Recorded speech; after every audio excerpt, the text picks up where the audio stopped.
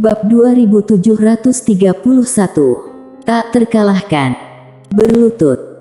Fior Nantian hanya berlutut di sana, tidak peduli seberapa keras dia melawan, tidak ada gunanya sama sekali. Pada saat ini, Fior Nantian sangat terkejut. Dia adalah master alam dewa transformasi, tetapi dia bahkan tidak memiliki kekuatan untuk melawan di depan pria paruh baya ini. Bagaimana mungkin? Dia tampak tidak percaya. Anggia, dua kakak beradik, juga terkejut, terutama Anggia. Dia tahu kalau pria paruh baya ini sangat kuat, tapi dia tidak tahu kalau pihak lawan rupanya begitu kuat. Dengan lambaian tangan, seorang master alam dewa transformasi langsung berlutut. Takutnya ini adalah setengah langkah alam dewa langit. Pada saat ini, Fior Nantian memandang utusan Ben dan berkata dengan suara dalam, "Siapa yang mulia?" Utusan Ben tidak menjawab, dia mundur setengah langkah di belakang Mile. Melihat adegan ini, Fior Nantian menatap Mile lagi, "Siapa kamu?" Mile tersenyum, "Dekan Akademi Guanxuan, Mile Ye." Fior Nantian menatap Mile, tidak tahu apa yang dia pikirkan. Mile menoleh ke arah utusan Ben dan berkata sambil tersenyum, "Biarkan dia berdiri dan berbicara." Utusan Ben segera mengangguk, "Oke." Saat berbicara, dia melambaikan lengan bajunya dan kekuatan mengerikan yang menekan Fior Nantian menghilang sesaat. Setelah Fior Nantian berdiri, dia menatap utusan Ben dalam-dalam, dengan keseriusan dan ketakutan di matanya. Mile tersenyum dan berkata, "Siapa namamu?" Fior Nantian menarik pandangannya dan menatap Mile, "Klan Surgawi Selatan, Fior Nantian." Mile mengangguk dan hendak berbicara, tapi saat ini Fior Nantian berkata dengan suara dalam, "Yang mulia, aku, Klan Surgawi Selatan, tidak memiliki keluhan atau permusuhan denganmu. Kenapa kamu suka ikut campur urusan orang lain?" Mile menoleh melihat Anggia, "Dia tidak menyukaimu." Fior Nantian mengangguk, "Aku tahu dia tidak menyukaiku, tetapi dia memiliki kontrak pernikahan denganku." Dia tidak memutuskan kontrak pernikahan denganku, tapi dia jatuh cinta dengan pria lain. Apakah menurutmu ini pantas? Mile berpikir sejenak dan menggelengkan kepalanya, "Tidak pantas." Fior Nantian sedikit terkejut, orang ini begitu rasional. Mile berkata lagi, "Jatuh cinta dengan pria lain saat sudah memiliki kontrak pernikahan, ini memang tidak pantas dan ini adalah salahnya, tapi dia telah membayar harga atas kesalahannya." Fior Nantian tetap diam. Mile ingin mengatakan sesuatu, tetapi pada saat ini, Fior Nantian tiba-tiba berkata, "Karena Tuan Muda Ye sudah berbicara, tentu saja aku tidak akan melanjutkan masalah ini lebih jauh. Aku akan memberi wajah kepada Tuan Muda Ye." Mile terdiam. Orang ini berkata seperti begitu seolah-olah jadi dirinya yang berhutang budi padanya. Tak bisa berkata-kata. Fior Nantian tiba-tiba memandang Fania dan berkata, "Nona Fania, keluhan antara kamu dan aku sudah berakhir hari ini, kita jalani kehidupan masing-masing di masa depan." Setelah mengatakan itu, dia melihat ke arah Mile lagi, "Tuan Muda Ye, jika ada waktu luang, datanglah ke Klan Surgawi Selatan untuk bertamu." Mile tersenyum dan berkata, "Pasti." Fior Nantian tersenyum dan berkata, "Selamat tinggal."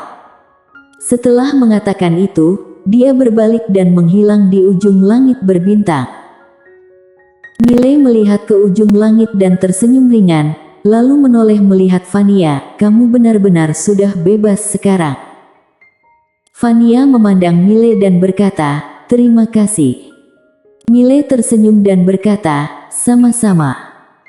Sambil berbicara, dia memandang Anggia dan bertanya, "Apa kamu ingin kembali ke klanmu sekarang?" Anggia mengangguk, "Kalau aku kembali sekarang, aku pasti memaksimalkan bakatku, Tapi aku tidak yakin apakah aku bisa menjadi ketua klan atau tidak. Lagi pula ayahku belum meninggal, bukan, dia belum pensiun. Mendengar ini, wajah Mile penuh garis-garis hitam. Benar-benar putri berbakti yang hebat.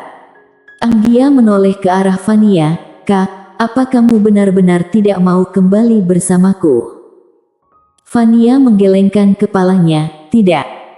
Anggia berpikir sejenak lalu berkata, baiklah. Aku akan datang menjemputmu setelah aku menjadi ketua klan. Setelah selesai berbicara, dia melihat ke arah Mile. Bisa aku pinjam menaramu beberapa hari? Wajah Mile penuh garis-garis hitam. Anggia tersenyum dan berkata, aku hanya berbohong padamu. Saat berbicara, dia berkata dengan sungguh-sungguh, kamu membantuku mencapai alam dewa transformasi, aku akan mengingat kebaikan ini selamanya. Setelah aku menjadi ketua klan, aku akan berusaha membantu akademimu. Setelah mengatakan itu, dia langsung menghilang dari tempat. Mile menggelengkan kepalanya dan tersenyum, dia menatap Fania, kamu pergi ke Akademi Guanxuan di alam semesta dewa dulu. Setelah kamu pergi ke sana, di sana akan ada gadis kecil yang melayanimu. Fania mengangguk, baik. Di tempat, Mile merentangkan telapak tangannya dan sebuah cincin penyimpanan muncul di tangannya. Dia sekarang hanya tersisa kurang dari 100 juta nadi alam semesta. Harus dikatakan, dia merasa sedikit tertekan. Namun, sepadan. Selama Anggia menjadi ketua klan, pada saat itu Akademi Guanxuan mampu menjangkau klan Wenre. Seolah memikirkan sesuatu, Mile merentangkan telapak tangannya, dan niat pedang tiba-tiba menyembur keluar. Jiwa pedang dunia. Melihat jiwa pedang dunia di depannya, Mile terdiam. Jiwa pedang ini menjadi semakin kuat, dan menjadi jauh lebih kuat. Kuilah. Mile menyimpan jiwa pedangnya, hatinya terasa hangat. Pada saat ini, utusan Ben tiba-tiba berkata, jiwa pedang tuan muda begitu kuat. Mile menoleh melihat utusan Ben, dan berkata sambil tersenyum, benar kuat. Utusan Ben mengangguk dengan ekspresi bermartabat, tuan muda, jiwa pedang ini tumbuh tanpa batas. Mile tertawa, lalu berkata, kamu tidak kembali ke dunia Dewa Langit. Utusan Ben buru-buru berkata, aku akan mengikuti tuan muda dan bekerja untuk tuan muda. Mile berpikir sejenak, lalu mengangguk, oke. Mendengar ini, utusan Ben sangat gembira. Mile setuju, ini berarti dia berhak mengikuti Mile dan selama dia mengikuti Mile, maka masa depan tidak terbatas. Mile tersenyum dan berkata, aku akan pergi berlatih. Utusan Ben mengangguk cepat, oke. Setelah itu, dia dengan hormat mundur. Di langit berbintang, Mile duduk bersila di tanah. Saat berikutnya, dia langsung memasuki menara kecil dan di dalam menara kecil, matanya perlahan terpejam. Pena kebenaran agung sedikit bergetar dan saat berikutnya, tingkatan alam langsung naik dari alam dewa kuno agung menjadi alam dewa leluhur. Saat mencapai alam dewa leluhur, jiwa pedang dunia di tubuhnya tiba-tiba menyembur keluar seperti air pasang. Sebenarnya jiwa pedang manusia setara dengan kekuatan kepercayaan. Kekuatan kepercayaan yang tak terbatas memadat menjadi sebilah pedang, dan dengan begitu langsung menjadi jiwa pedang dunia. Di menara kecil, Mile berlatih perlahan. Dengan menara kecil, dia bisa perlahan-lahan karena memiliki waktu yang cukup. Dan begitulah, 10 tahun berlalu. Di dunia luar, hanya berlalu 1 hari. Saat Mile meninggalkan menara kecil, dia telah mencapai alam dewa leluhur. Kali ini berbeda dari sebelumnya, tingkatan alam kali ini tidak stabil. Dia menghabiskan hampir 10 tahun untuk menstabilkan tingkatan alamnya. Tentu saja, dia sekarang masih membutuhkan pertarungan sebenarnya. Yang membuat dia sakit kepala adalah jika dia sekarang ingin bergegas mencapai dewa transformasi, dia membutuhkan banyak uang. Sama seperti Anggia, dia membutuhkan setidaknya 1 miliar nadi alam semesta. 1 miliar lebih. Miley sangat sakit kepala. Saat ini, dia teringat dengan Quincy lagi. Miley menggelengkan kepala dan tersenyum, dirinya benar-benar semakin bergantung pada wanita. Selain meningkatkan tingkatan alam, dia juga mempelajari kata manusia dalam 6 karakter kebenaran sejati. Kekuatan kata ini, dari sudut pandang saat ini adalah yang kedua setelah instan tak terkalahkan miliknya sendiri. Yang paling menakutkan adalah dia sekarang hanya bisa menggunakan 10% dari karakter ini, dan yang mengejutkannya adalah jika dia menggunakan jiwa pedang dunia, kekuatannya akan berlipat ganda. Singkatnya, meskipun sekarang dia hanyalah alam dewa leluhur, membunuh dewa transformasi dewa adalah hal yang sangat mudah. Namun, saat menghadapi utusan Ben, dia masih merasakan kekuatan penindasan yang sangat menakutkan. Tampak jelas, alam dewa langit masih menjadi ancaman besar baginya. Setelah mencapai dewa leluhur, Miley meninggalkan tanah pelatihan. Begitu dia pergi, utusan Ben muncul di depannya dan memberi hormat, kemudian mundur ke belakang Miley. Pada saat ini, utusan Ben juga terkejut, karena Miley telah mencapai alam dewa leluhur. Begitu cepat. Perlu diketahui, Miley hanyalah dewa kuno agung sehari yang lalu, tapi sekarang, dia sudah menjadi dewa leluhur. Kecepatan ini sangat tidak normal. Utusan Ben menghela nafas dalam hati, ini memang tuan muda. Pada saat ini, Gozal dan Brody muncul di depan Miley dan mereka memberi hormat kepada Miley. Miley tersenyum dan berkata, masalahnya sudah selesai, aku akan kembali ke akademiku. Saat berbicara, dia melihat ke arah Gozal, sudah menghubungi Quincy. Gozal menggeleng, tidak. Miley tersenyum dan berkata, jika tidak dapat dihubungi, lupakan saja. Gozal tersenyum kecut. Miley tersenyum dan berkata, kalian dua, jaga diri. Setelah selesai berbicara, dia membawa utusan Ben menghilang di tempat. Setelah Miley berdua pergi, Gozal tiba-tiba berkata dengan ringan, Tuan muda Ye ini telah mencapai alam dewa leluhur. Brody mengangguk dengan ekspresi bermartabat. Gozal menggelengkan kepalanya dan tersenyum, kecepatan Tuan muda Ye benar-benar menakutkan. Brody berkata dengan ringan, kamu lihat tidak orang di sampingnya? Gozal sedikit mengernyit, siapa itu?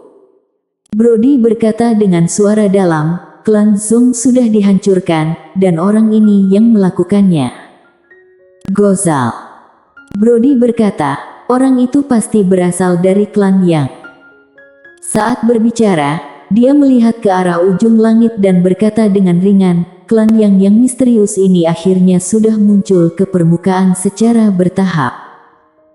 Miley membawa utusan Ben kembali ke Akademi Guanxuan dan saat ini, jumlah orang di Akademi Guanxuan sudah bertambah hingga puluhan ribu. Ini hanya jumlah penduduk di alam semesta dewa. Di tempat lain Kuila telah mengembangkan belasan cabang Akademi Guanxuan. Alasan utama jumlah orang yang sedikit adalah karena Akademi Guanxuan terlalu ketat dalam hal menerima orang. Ini tidak mengacu pada bakat, tapi karakter dan hati. Setiap orang yang masuk Akademi Guanxuan akan menjalani berbagai macam ujian. Oleh karena itu, Akademi Guanxuan tidak menerima orang dengan mudah. Namun, Akademi Guanxuan saat ini telah menjadi terkenal dan semakin banyak orang datang ke Akademi Guanxuan, berharap bisa bergabung dengan Akademi Guanxuan. Dekan Akademi Guanxuan saat ini adalah Miley, Ketua Lembaga Literasi adalah Sifo dan Ketua Lembaga Seni Bela Diri adalah Kuila. Namun Kuila tidak diragukan lagi memiliki kekuatan yang paling besar, karena Sivo menghabiskan lebih banyak waktu untuk mengajar dan terlibat dalam pembelajaran, sedangkan Mile hanya tangan kosong. Oleh karena itu, Kuila benar-benar orang nomor 1 di Akademi Guanxuan. Saat Mile kembali ke Akademi Guanxuan, Kuila langsung muncul di hadapannya. Melihat Mile, Kuila tersenyum manis, "Kakak." Mile baru saja berbicara dan saat berikutnya, wajahnya penuh dengan keterkejutan. "Gadis, kamu sudah mencapai alam dewa leluhur." Kuila mengangguk, "Ya." Mile sedikit mengernyit, "Kapan kamu mencapainya?" Kuila berkedip, "Baru saja." "Baru saja." Mile membeku, terkejut di dalam hatinya. Sudut mulut Kuila sedikit terangkat.